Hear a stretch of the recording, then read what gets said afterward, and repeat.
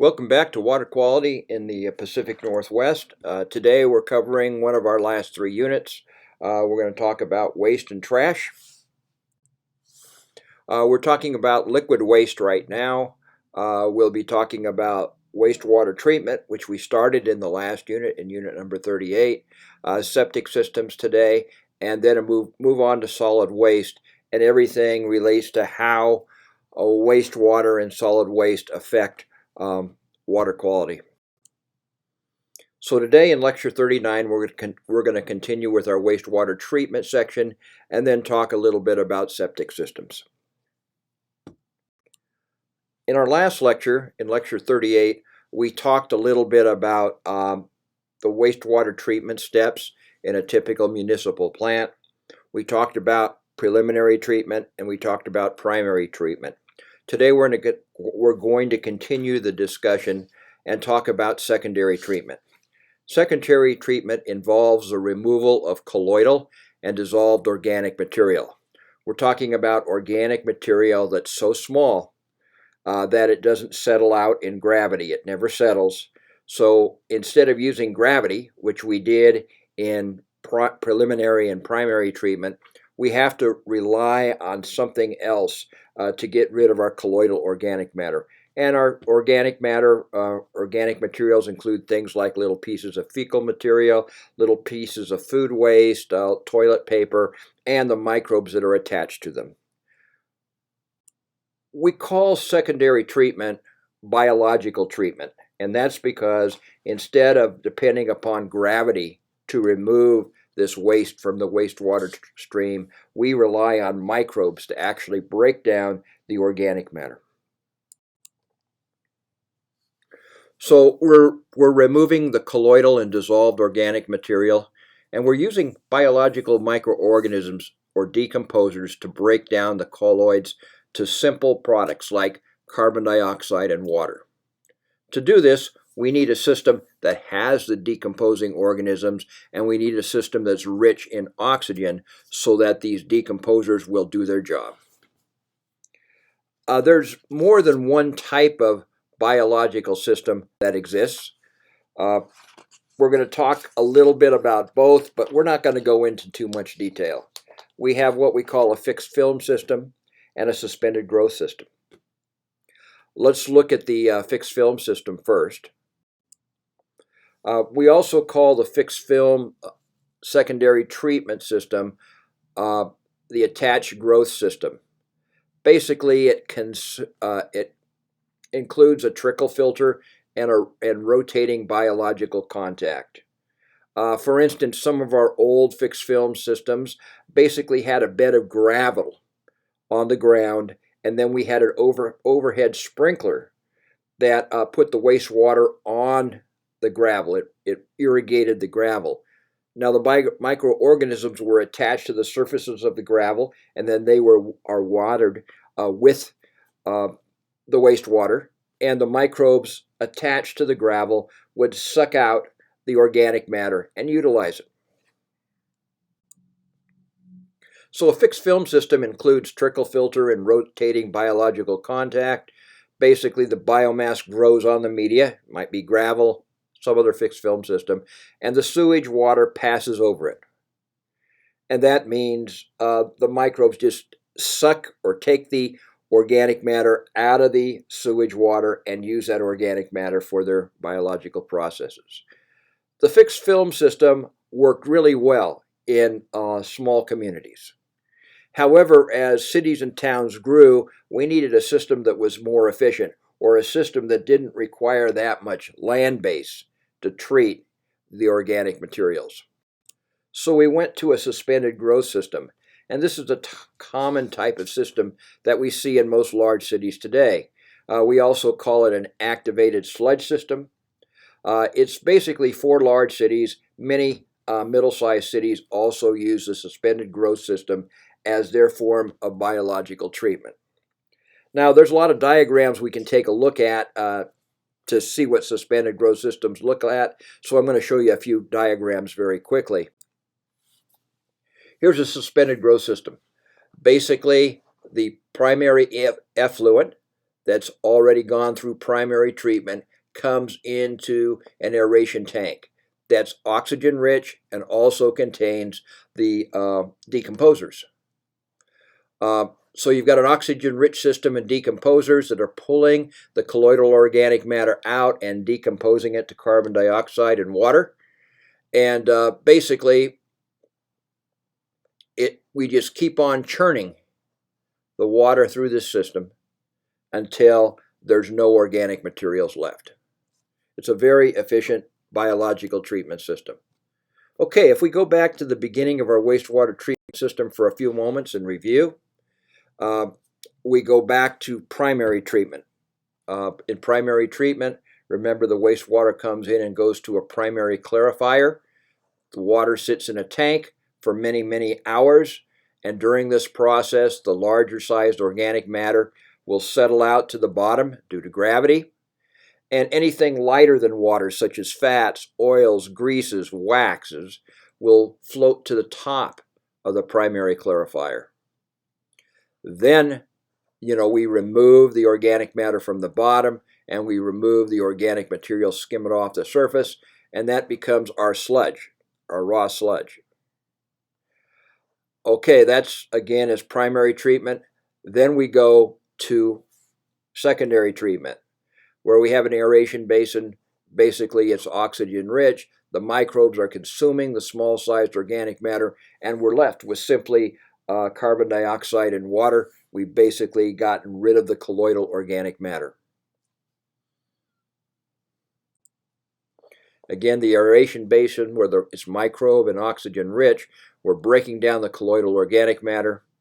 And then we go to a secondary clarifier, where again, any oils or greases will float to the top and we can remove them. If we have some colloidal organic matter that's still here, we can send it back to the aeration basin and keep doing that until we basically have no colloidal organic matter left. Pretty efficient system. Okay, based on the Clean Water Act in 1972, all wastewater treatment plants were required to have preliminary, primary, and secondary treatment. Then they were required to make sure that there were no pathogens left in the wastewater. So we went through a process of disinfection. The disinfection was to kill the pathogens prior to putting the water back into a river or a lake or some other discharge place. Traditionally, we have used chlorine gas. Chlorine gas is really effective at killing pathogens, but it does have its problems. For instance, if there's trace amounts of chlorine left in the water, and you discharge this water with the dead pathogens, and you put it into a river or stream or a lake, if you don't remove all of the organic matter, you might harm aquatic animals because the chlorine reacts with any organic matter that's left to form chlorinated hydrocarbons. And chlorinated hydrocarbons are a basis for creating pesticides and things like that. So it can harm aquatic life. So we have to be really careful with the disinfection phase. Recently, we've come up with some other disinfection agents. We can use ozone. It will kill pathogens. We can use ultraviolet light. It successfully kills pathogens. Or we can simply use chlorine, which we have traditionally in the past. And then after we use the chlorine to kill the pathogens, we go through a dechlorination process to remove any chlorine that happens to be left in the water. So let's go through and just see how that phase of a wastewater treatment plant operates. Okay, basically, again, the filtering and disinfection, it's a pretty simple step. Chlorine we've used for a long time. It works very well to kill our pathogens. If we look at the history of wastewater treatment, we go back to 1972 when the Clean Water Act was passed. 5% of all the wastewater discharged in the United States from cities was raw. Today, there's no raw sewage discharged. Today, all sewage in municipalities is treated through secondary treatment. So back in 1972, the Clean Water Act had some pretty lofty goals. The major goal was to bring all wastewater treatment up through secondary treatment. That worked. However, at the time, we didn't know about all the problems in wastewater, and we kind of ignored, or we did ignore, inorganic nutrients. So when the Clean Water Act was passed, they didn't require treatment to take out inorganic nutrients. We do know today that inorganic nutrients such as nitrogen and phosphorus, that they alone will cause eutrophication or pollution of our surface water bodies. Okay, let's quickly go through our wastewater treatment plant through the steps that are required by the Clean Water Act. We start with preliminary treatment. In preliminary treatment, raw sewage enters the treatment facility. It goes through a bar screen, and then it goes to a grit settling tank. In the grit settling tank, anything that's inert and heavy will be removed. So after we've gone through preliminary treatment, which removes our debris and grit, we go to primary treatment. Primary treatment is where we have a large tank. The water moves into the tank and sits still for hours. And because it sits still for hours, large sized particles can sink to the bottom of the tank through the process of gravity. So again, primary treatment, we remove the large-sized organic materials. They settle to the bottom of the primary clarifier. And at the same time, anything that's lighter than water, such as oils, greases, wax, and fats, float to the top. Well, then we can skim off the oils and greases in the top. And then the organic matter that sinks to the bottom we can remove, and we basically have what we would call raw sludge. That's our end product, which we can landfill, we can incinerate, or we can turn it into a useful organic product. Okay, after we've gone through our primary clarifier or primary treatment, we move into secondary treatment. So the water that goes through primary treatment goes into an aeration basin where we have a basin that's rich in oxygen and decomposers, and these decomposers use the small-sized organic matter until they break it down into simple products like carbon dioxide and water. After the aeration basin in secondary treatment, we go to a secondary clarifier where again we allow the oils, greases, and waxes to float to the top, and we skim them off.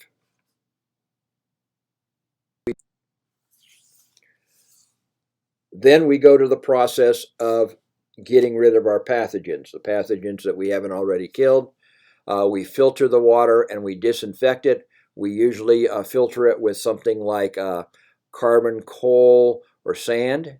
And then we disinfect the water. Traditionally, we use chlorine. That kills the pathogens. Today, we can use the chlorine, or we can chlorinate the water and then dechlorinate the water to make sure no chlorine is left, or we can use an alternative material such as UV light or ozone to kill the pathogens. So now we've been through preliminary, primary, secondary treatment. We've killed the pathogens, and the water is clean enough to discharge into waterways.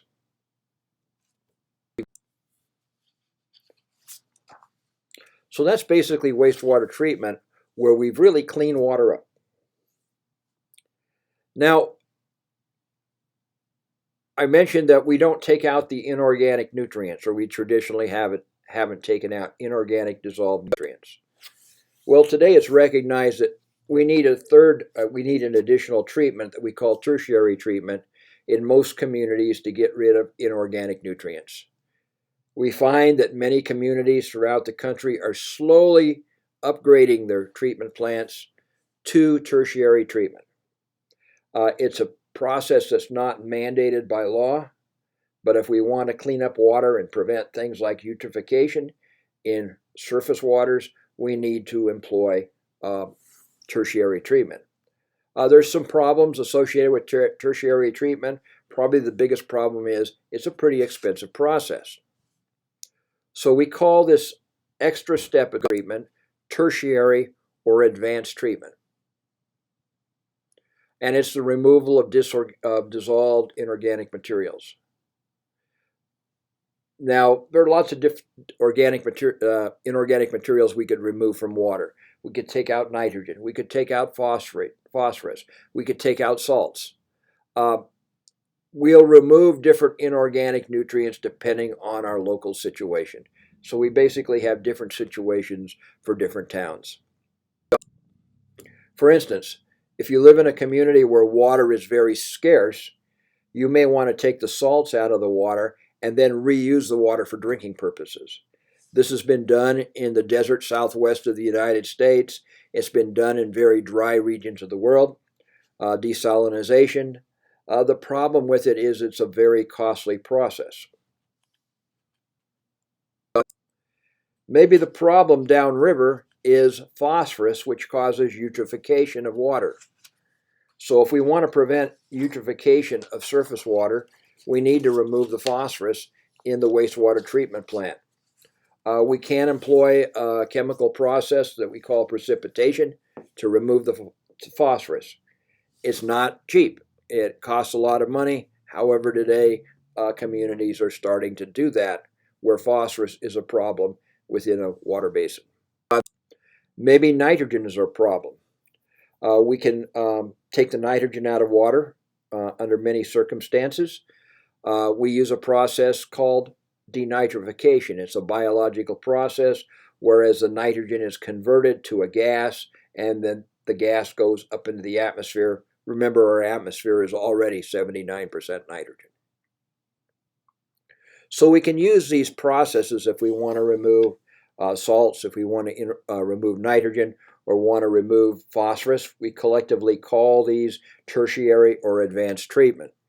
However, all of these processes are pretty expensive, so people have looked at alternative processes to remove nitrogen, phosphorus, and salts. We have some treatment alternatives. One alternative is use irrigation. After the water goes through secondary treatment and the pathogens are removed, let's use that wastewater that still has inorganic nutrients in it to irrigate land. And that way, the crops or whatever's planted in that land, the plant roots will remove the nitrogen and phosphorus. For instance, at the University of Idaho, parts of our campus are watered with sewage water. Our golf course, our arboretum, and some of the lawns are watered with wastewater that's been treated through secondary treatment.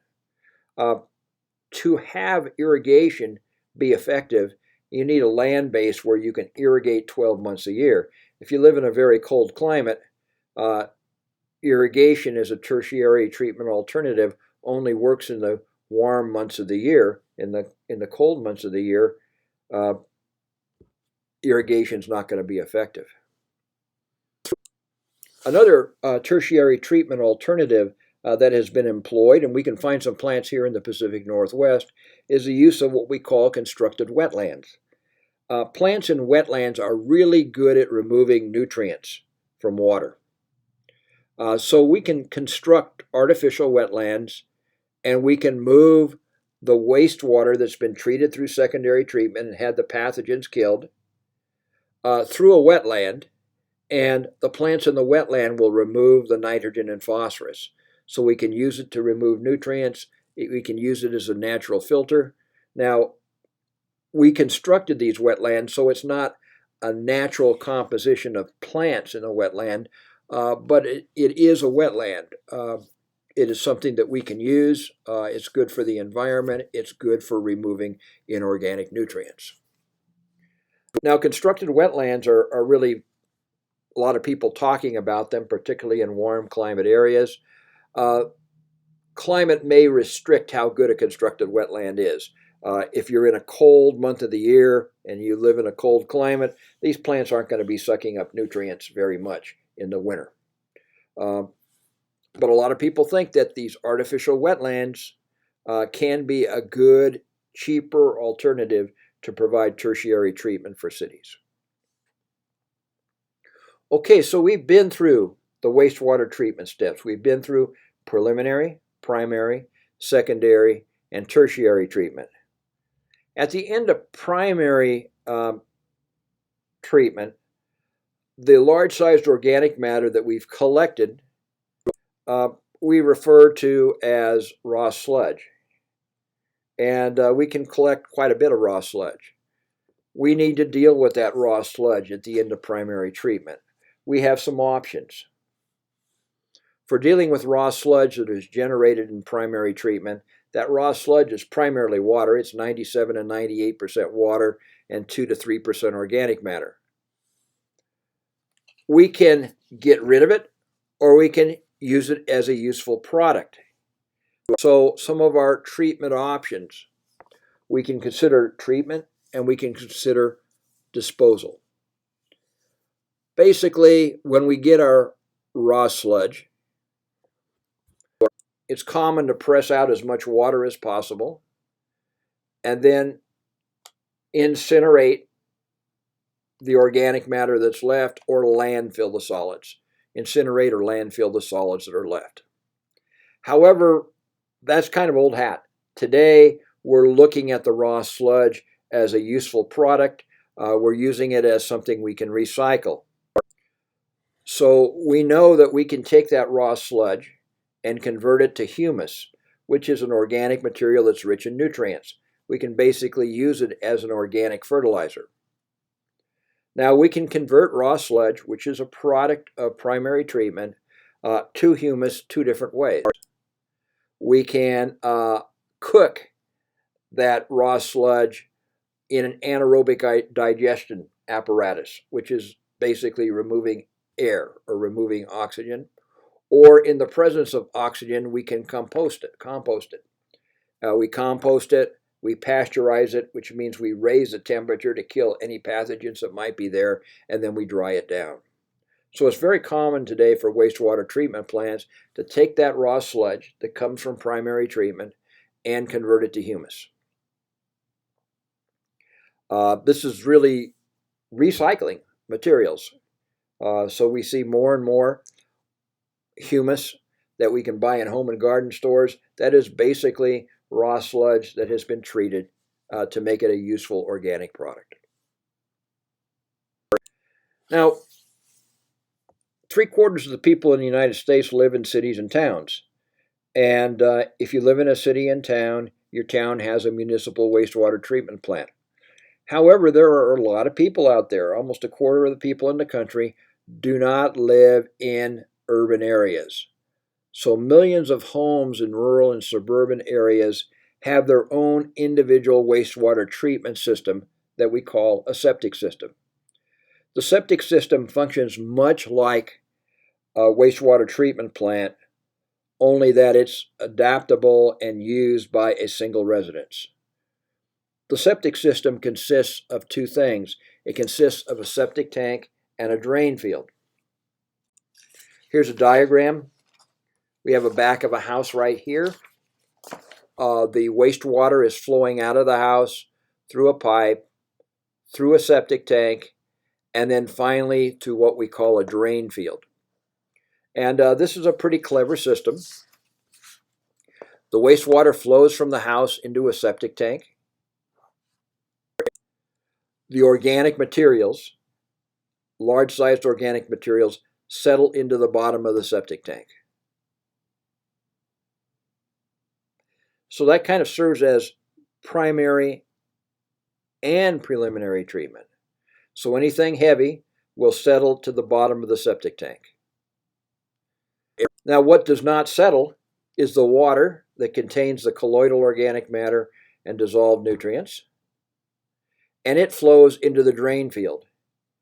And the drain field has little perforated spots in the pipe, and this water slowly percolates out into the soil. Now, the microbes in the soil break the colloidal organic matter down. The plants growing in the soil suck up the inorganic nitrogen, the inorganic phosphates. So you can see that a septic system basically does all steps of a wastewater treatment plant.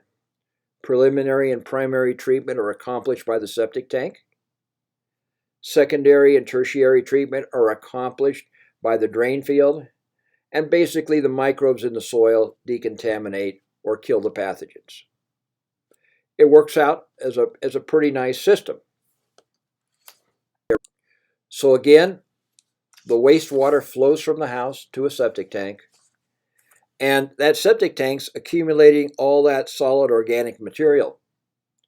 That septic tank eventually fills up, so the homeowner has to have their septic tank pumped out every 2 to 3 years. If you don't pump that septic tank out every 2 to 3 years, it will fill up and the septic system will fail. Now, there are some problems with septic systems. Maybe the septic tank for the home is too small for the number of people that live in the home. That may be a problem. Maybe the septic system is on a piece of land that has too much clay in it. And with too much clay, the water doesn't flow out of the drain field fast enough at a reasonable rate for the soil to decontaminate the pathogens or to break down the inorganic or the colloidal nutrients. Another potential problem is maybe the soil where the drain field is way too sandy, and the water just pours out of the drain field and it moves through the soil too fast, and the soil's not able to break down, or the microbes in the soil aren't able to break down the colloidal organic matter or the inorganic nutrients. That's a problem. Another potential problem is the home may not be on a big enough lot to have an effective septic system. The house lot may be too small to install a drain field. And if it's too small, it's not big enough to process the waste generated by the home. Another potential problem with a septic system is that the water table may be too high. And with the water table high, that prevents the colloidal organic matter and the dissolved organic matter from percolating into the soil and be decomposed by the microbes.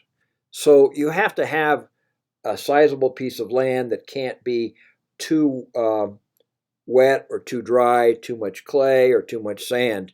Then your septic system may not work right.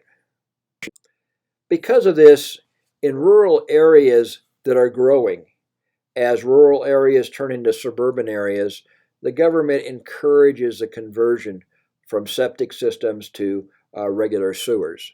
And as communities grow, we have seen this. Historically, in the Pacific Northwest, we have seen this change. In the 1970s, the rural areas south of Tacoma in western Washington were forced to convert from individual septic systems to sewers. Towns like Lakewood, south of Tacoma, they all converted to sewers as the area grew in population. This happened in the Spokane Valley in the 1970s, the West and the East Spokane Valley. As those rural areas grew, there was a conversion from septic systems to sewers. Same thing we see in northern Idaho in the late 1980s. As Kootenai County started to grow, the rural areas started to coalesce, and we started to see more and more sewer systems come in. We're starting to see the same thing in the Boise Valley today. So if we take a look at liquid waste and these two units that we've covered, there's been a lot of progress. A lot of things have changed since 1972 when the Clean Water Act was passed. Originally, the Clean Water Act had two major goals. One, keep aquatic ecosystems fit for their normal biota. And two, let's make sure surface waters are safe enough for swimming. We've come a long way since the 1970s in achieving these goals. We haven't met all these goals. We've met these goals, but not in all places. But things are much better today in our river systems and the way we treat wastewater than they were just 50 years ago. The original Clean Water Act set cleanup goals and schedules for cities to achieve them. The original act provided federal money to build sewers and upgrade sewer plants across the country. Uh, we spent a lot of money doing this. Since 1972, over $60 billion has been spent to take care of our liquid waste.